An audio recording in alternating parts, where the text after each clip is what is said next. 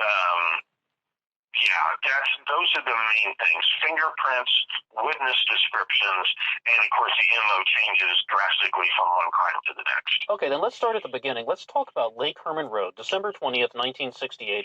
These would be the murders of David Faraday and Betty Lou Jensen. Who did it? Well, they were shot. They were out. It was their first date. Yes. And again, you have a major drug problem just exploding in the high schools in Vallejo and Benicia. So it's their first date, and it's really cold. It's an unusually cold night for the Bay Area. And they're out past their curfew. And Betty Lou's dad was super duper strict because Betty Lou's sister had already gotten pregnant, and her dad was a military officer and super strict, but David was this real clean-cut kid, real hero type. He's an Eagle Scout. He doesn't smoke, doesn't drink. He's on the wrestling team. He's a real leader. He's a real leader in the Eagle Scouts. So he says, okay, you can go out. Now, they're out past curfew, and their friends haven't seen them for a couple of hours. Nobody knows where they went. But they were found shot dead in this parking lot that's halfway between Vallejo and Benicia.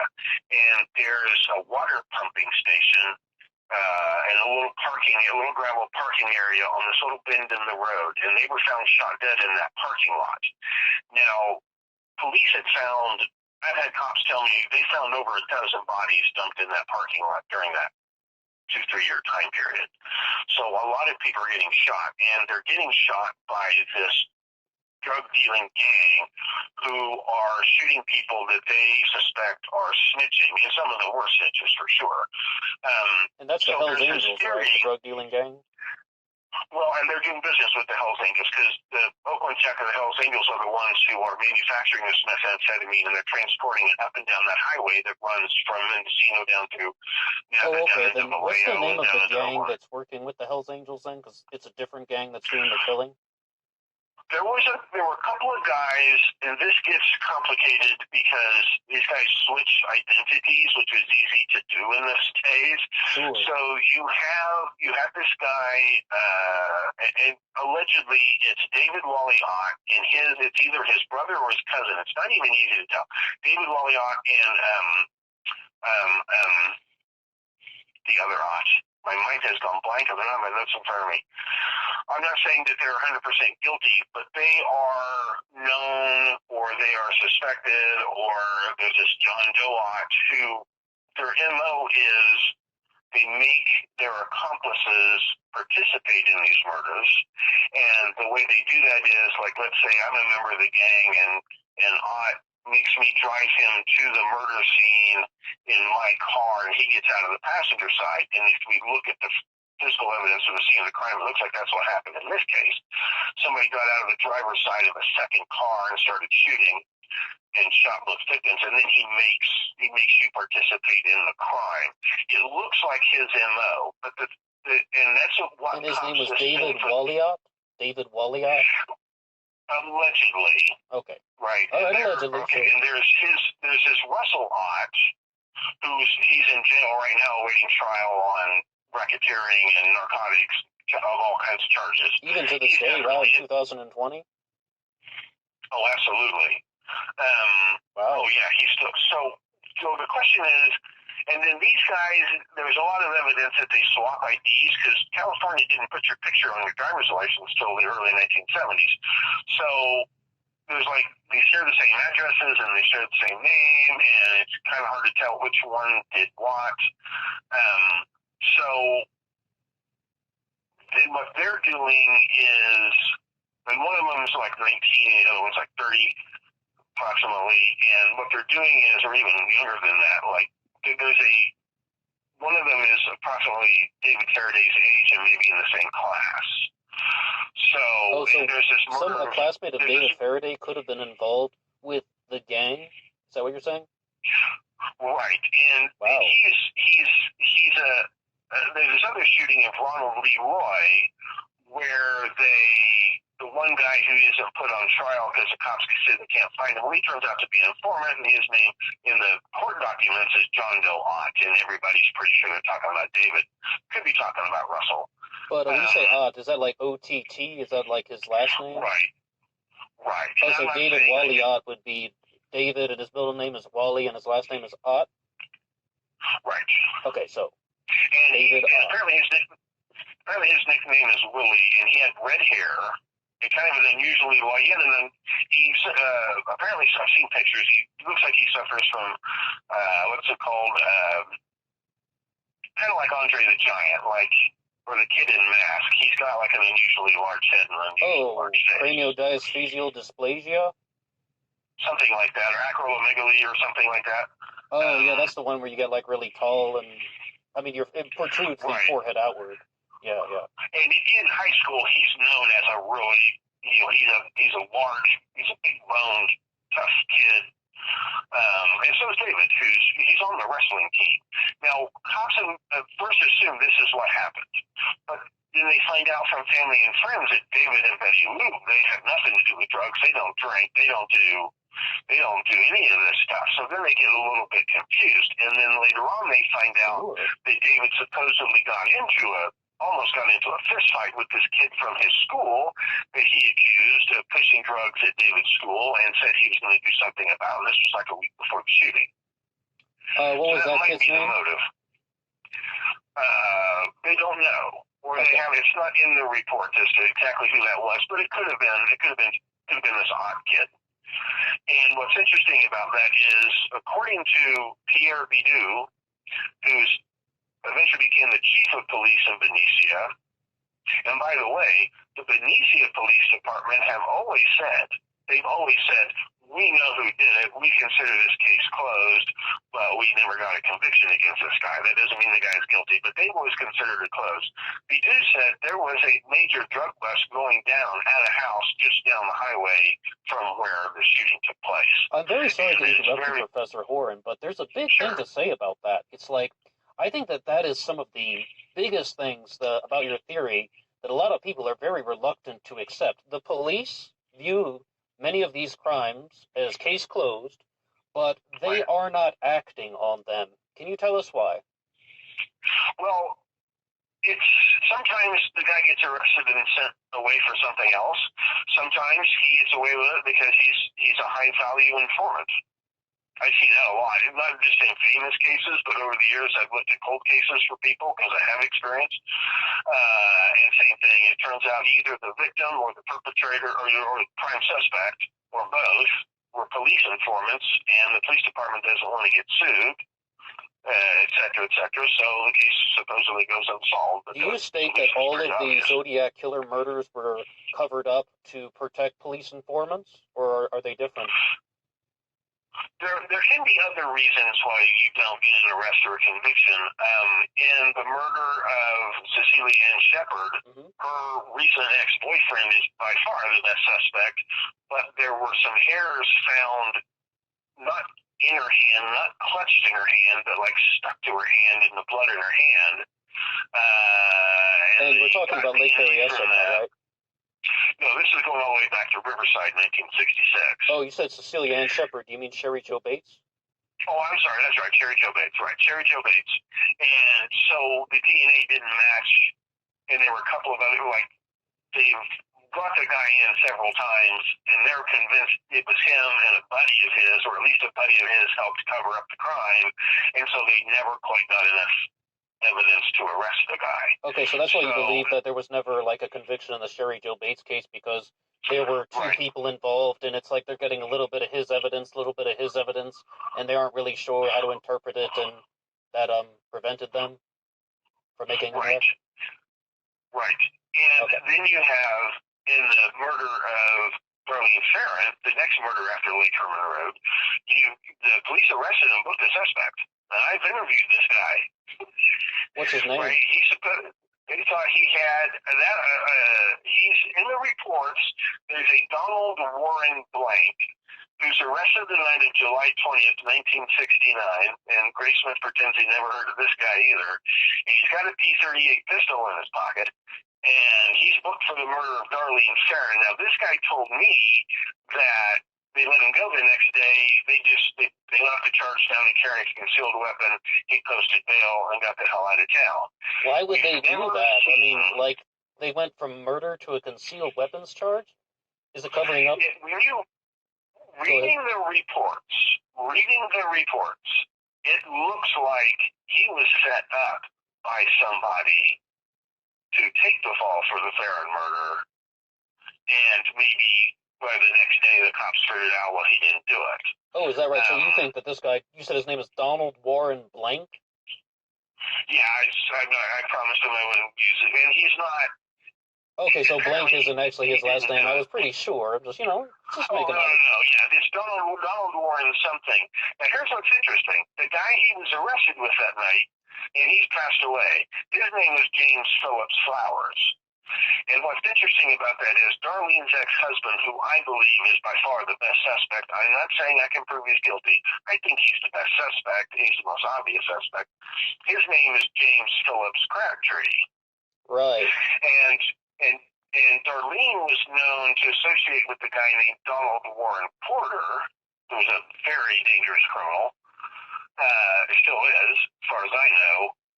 That's the guy that in the reports that her girlfriend say, yeah, this guy named Warren used to give her rides to work and stuff. Maybe they were fooling around. We don't know.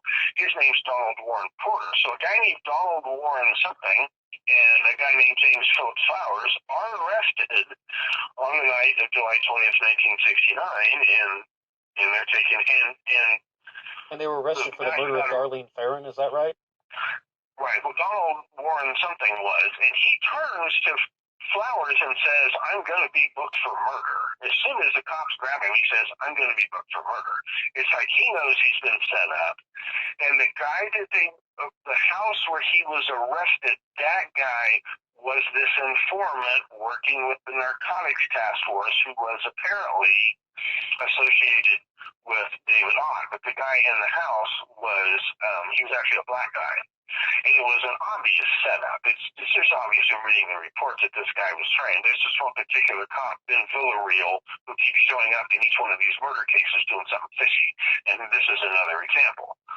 Okay, now can I ask, though, to a point of clarification? There was an individual named James Philip Flowers that was arrested. And can you just tell us, is that Jim Phillips Crabtree? Is that the same guy?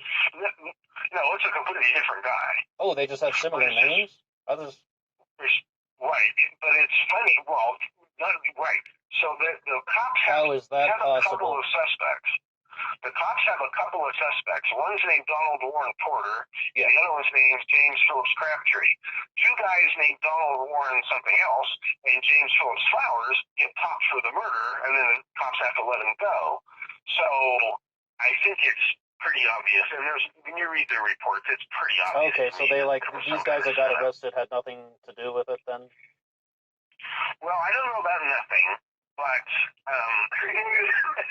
because if it's drug related, and the murder of Darlene Ferrin really, her family have admitted, her brothers and sisters have admitted she went to that park that night to buy just a little bit, just a bag of weed and maybe some pills for a party. She wasn't dealing like on a big level. Sure. And she went there, and the guy she was with he was this petty burglar jumping in and out of windows, grabbing radios, and that's the way that this odd guy apparently operated. These kids would bring him stolen merchandise, and he would pay them off in drugs instead of cash, and then he would fence the merchandise. So you're saying that's the reason why Mike Mageau, the male at Blue Rock Springs, was there? He was there to sell items to this guy, David Ott? Yeah, or one of Ott's buddies or somebody. He was probably there to trade. Because this was the night of July 4th. Half the town is down at the marina watching the boat parade. Yeah. So this kid's, and he'd already been arrested doing this already, jumping in and out of windows, grabbing radios, grabbing silverware or whatever. And that's why he's wearing 3 layers of clothes. It's because if somebody sees him, he can run around the corner, take off a shirt, take off a pair of pants, and his description is completely changed. Yeah, sure. I follow you there, but Professor Horan, can I ask you, are you the first person to ever put all of this in print, like in a book? Absolutely. There are a few people who noticed 1 or 2 of these things, but they didn't necessarily, and these files have been available, but nobody really read them. But would you say, though, then, you are the person who has cracked the Zodiac case? Sort of. Sort of. Okay, elaborate, please. Well, in none of these cases am I saying I have enough evidence to prove any of these people are guilty of murder. Okay. But there were prime suspects, and police were focused on suspects for very good reasons, and they do make good suspects. Now, in the murder of Cecilia Ann Shepard, the stabbing at Lake Berryessa, Yes. the park ranger, who's the first one to arrive at the scene and take care of the kids, he was the prime suspect for very, very good reasons. That's the park ranger, Dennis Land. Yes. And if it wasn't for the letters that come in after the shooting of the cab driver in San Francisco, I think he was going to be arrested. Yeah, I believe I've heard you say in the past that the reason why that the shooting of the cab driver, Paul Stein, happened 2 weeks after Lake Berryessa. Now, correct me if I've got this wrong, it's because people started getting very suspicious about what happened with Dennis Land, and that someone mailed in a piece of Paul Stein's shirt to kind of really put some certification on the Zodiac. Well, what you say is the Zodiac hoax, but other people just say the Zodiac killer. Maybe too. Right, he sure got a lucky break, because the only thing I can see is the reason he wasn't arrested and charged is because he would have had an alibi for the shooting of Paul Stein. That's the only reason I can see that he wasn't arrested. So the police were about to arrest Dennis Land? Maybe, because okay. everything pointed to him as the prime suspect in that stabbing, and he also makes a very good suspect in the so-called Santa Rosa hitchhiker murders. He's also the perfect suspect for that as well. Okay. He had psychological issues, and he had issues with women, and he committed suicide in 2010, and he committed suicide on Darlene Ferrin's birthday. What day was that? March 17th. She was born on March 17th, St. Patrick's Day. But we're still talking about Dennis Land, right? Right. But he murdered Cecilia Shepard. He didn't murder Darlene Ferrin, right? No, but if there was some kind of thrill kill club, if there was some kind of conspiracy among several murderers, and there could have been, yes, that might explain why he chose that day to kill himself. Yeah, I talked about that a lot on the channel. I just call it the group murder theory. It's kind of an umbrella term. I even put in like the Zodiac hoax theory, and it just really means that there were a group of individuals that could have been behind this. Because I got to tell you, the reason why I started kind of getting more into your stuff is people encouraged me to check it out in the comment section. They're saying, hey, we want to hear about Thomas Henry Horan.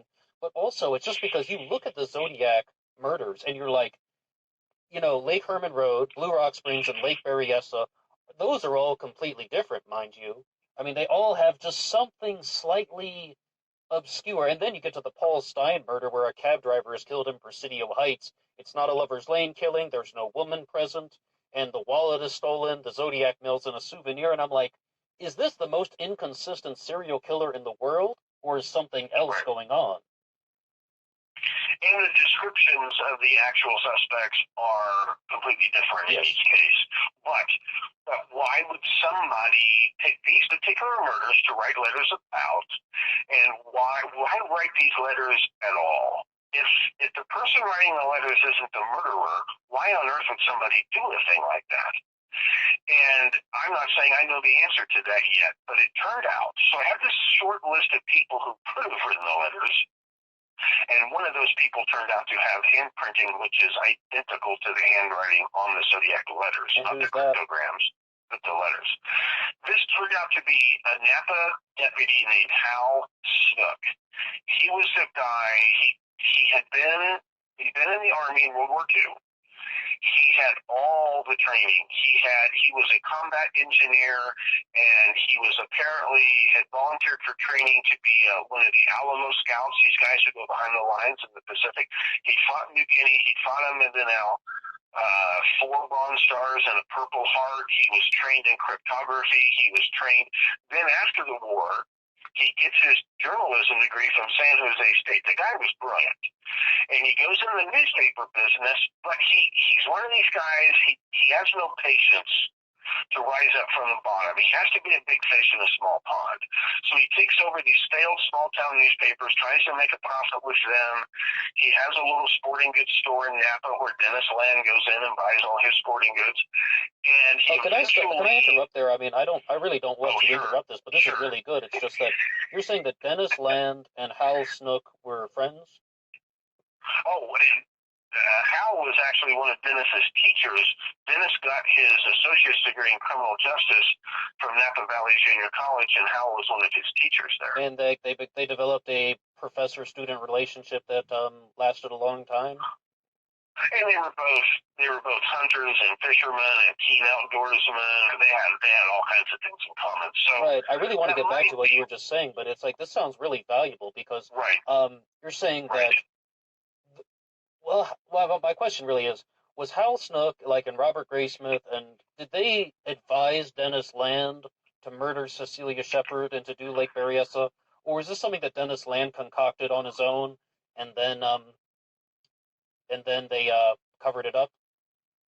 I don't know. Okay. That's some of the we've uncovered these things, and being on your podcast and writing the book, people contact me. They contact me with tips. There's researchers who contacted me. They got Hal's military records that show he got all this training. He right down to details. Like when you look at the Zodiac ciphers, he uses these weird symbols, and a lot of them come from this obscure language in the Philippine Islands of these guerrilla fighters that Hal fought alongside of in World War II. I mean, it's so specific. And his handwriting is a perfect match for the letters. And he has all this knowledge. He's receiving copies of these reports so that he can write these letters. Well, you do say Hal Snook was not the Zodiac killer, right? Hal Snook didn't commit all these murders, right? Well, I don't see any evidence that he did pretty much match the description of the shooter of Paul Stine.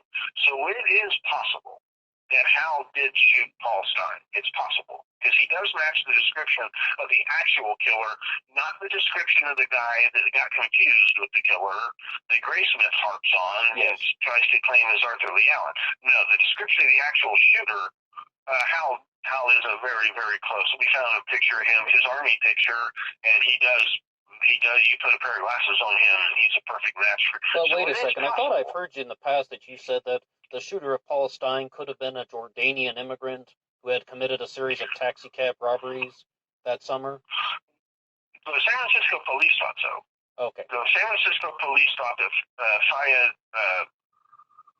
Hashim Syed might have been. Oh, his name was Hashim Syed? Right, and he died in prison. He was eventually convicted of murdering a coworker with a .380 semi-automatic, and he was a cook who worked at the Pinecrest Diner because Paul Stine picked up the shooter in front of the Pinecrest Diner. And this guy was a compulsive gambler, and he always owed people money, and he was probably the guy who was robbing taxi cabs that summer. And when he was arrested for the murder of Helen Menachue, San Francisco police thought he might have been the guy who shot Paul Stine, and they looked into that. I don't know what they concluded one way or the other. What would you say, then? Who do you think is a likelier suspect, then? Hal Snook or Hashim Syed as the murderer of Paul Stine? It would depend on why Hal was writing these letters. You're the biggest expert in the world on why Hal would have written those letters aside from Hal Snook himself. What would you say? Well, one thing we found out about him is he was bitter about his service in World War II because he's one of those guys, and this happened a lot. 4 Bronze Stars and a Purple Heart. When he wrote in to get his actual physical medals sent to him after the war, they said, "Well, we can't find any verification that you were awarded these decorations." Even the Purple Heart. Even the Purple Heart. And here's what's interesting: the letters were mailed. The postmarks on those letters match perfectly important dates of Hal's military service in World War II. The 25th anniversary of this event, 25th anniversary of that event. I'm sorry. The letters in the Zodiac activity match up with Hal Snook's military service? Right. The date that each letter was mailed corresponds to a date. It's 25 years to the day after something important happened to him in World War II.